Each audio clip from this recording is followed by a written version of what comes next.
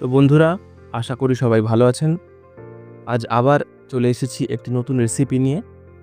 ডিমের এই গোলা রুটি একেবারে নরম, তুলতুলে এবং খুব অল্প সময়ে বানিয়ে নেওয়া যায়। 8 থেকে 80 সবার খাওয়ার উপযোগী। খুবই সামান্য তেল লাগে এটি বানাতে এবং দেখতেই পাচ্ছেন কতটা সফট দেখতে লাগছে। তো চলুন কথা না বাড়িয়ে ঝটপট দেখে নেই কী কী লাগছে। 3টে মাঝারি সাইজের পেঁয়াজ পাতলা করে কুচিয়ে নিয়েছি। আমি একটু বেশি ঝাল খাই, তাই 4-5টা কাঁচা লঙ্কার আফলি কুচিয়ে নিয়েছি।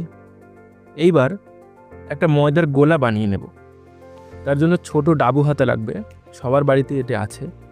এরকম ছোট ডাবু হাতার 4 হাতা ময়দা নিয়ে নিয়েছি, যদিও পরে আরও লাগবে, সেটা দেখাবো। এবার দিয়ে দেবো 1 চামচ লবণ। এবার ধীরে ধীরে অল্প করে জল দিয়ে ময়দার গোলাটা বানিয়ে নেব। খেয়াল রাখতে হবে যেন গোলার মধ্যে কোনো রকম দানা দানা ভাব না থাকে। অল্প অল্প করে জল দিয়ে মাখালে খুব স্মুথ এবং সফট একটা গোলা তৈরি হবে। গোলাটা তৈরি হওয়ার পরে খানিকটা কম মনে হয়েছিল, তাই আরও 2 হাতা ময়দা যোগ করে দিলাম।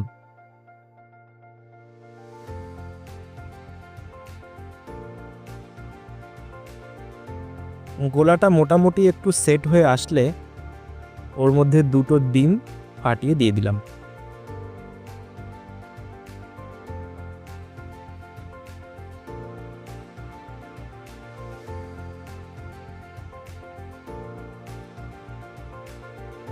এবার একটা কাজ করতে হবে, গোলার ঘনত্বটা খানিক চেক করে নিতে হবে।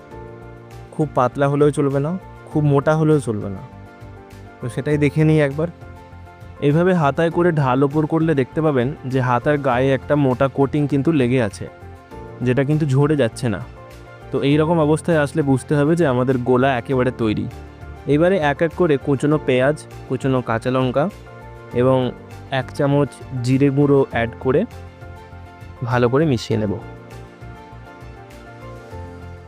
এতক্ষণে কিন্তু গোলা একেবারে তৈরি। এবার সরাসরি চলে আসি রান্নায়। তাওয়া ভালো করে গরম হয়েছে কিনা কী করে চেক করবেন? কয়েক ফোঁটা জলের ছিটে দিয়ে দেখবেন, যদি পদ্ম পাতায় জল যেরকম ভাসে সেরকম যদি ভাসতে থাকে, তাহলে জানবেন কড়া পুরোপুরি গরম হয়ে গেছে। এবার কিন্তু কিছু লেগে যাবে না। এবার আমরা রান্না শুরু করতে পারি।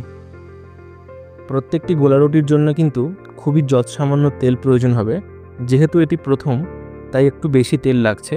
এরপর থেকে প্রত্যেকটার জন্যে খুবই অল্প তেল ব্যবহার করব। প্রত্যেকটি গোলা রুটির জন্যে ওই ছোট ডাবু হাতার 1 হাতা গোলা বা প্রয়োজনে কখনো তার থেকে একটু বেশিও লাগতে পারে।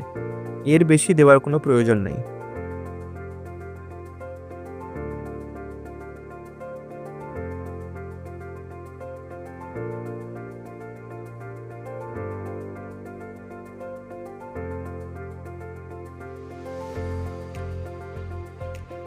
দেখতেই পাচ্ছেন খুবই সহজ এই রেসিপিটি বানানো।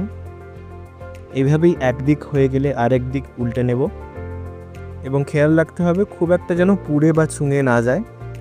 এই সময় গ্যাসের ফ্লেমটা অবশ্যই লো টু মিডিয়াম ফ্লেমে রাখবেন, না হলে খুব জলদি পুড়ে যাওয়ার সম্ভাবনা থাকবে।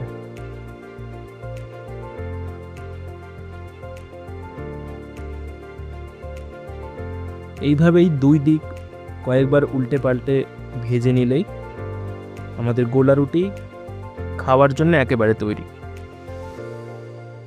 প্রথমেই বললাম যেহেতু এটি প্রথম ছিল, তাই একটু বেশি তেল লেগেছে। এর পরেরগুলি থেকে দেখুন কত অল্প তেল লাগে।